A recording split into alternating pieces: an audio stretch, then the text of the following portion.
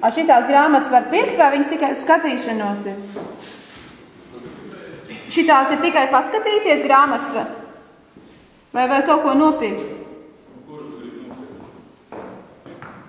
Kuru piemēram? Šito. Jā, ieeja kurā grāmatnīcā 3.40. Tā jau.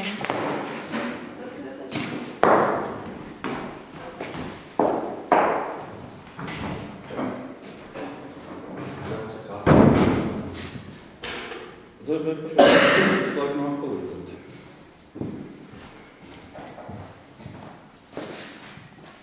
Šitās arī viss var būt. Nu jā, bet... Izņemot daži, kas ir unikāli. Šitā ir unikāla. Jā, tā ir baigā.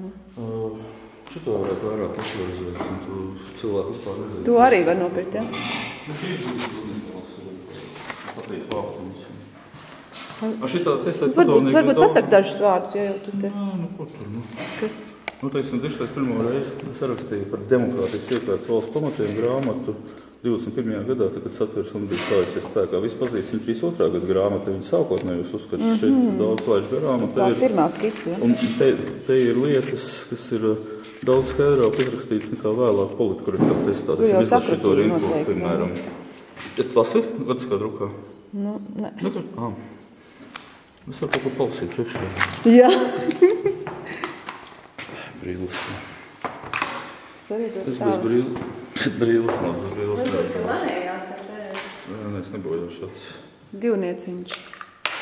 Domāju, ka mēs Latvi šobrīd varam nonākt pie diezgan pareiza valsts jēdziena, stipri empīriskā, tā teikt, praktiskā ceļā.